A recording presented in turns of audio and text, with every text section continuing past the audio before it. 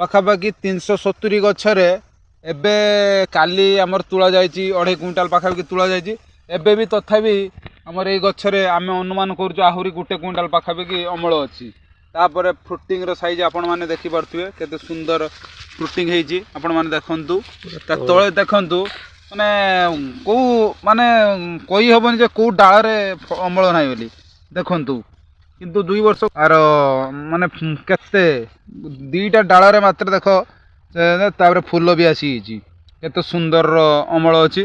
तेणु आपण 1 2 3 4 तापर भी फूल अछि चिंता करंतु ये सब देखंतु आ फूल भी देखंतु अमल भी देखंतु केते सुंदर फूल फ्रुटिंग हेछि।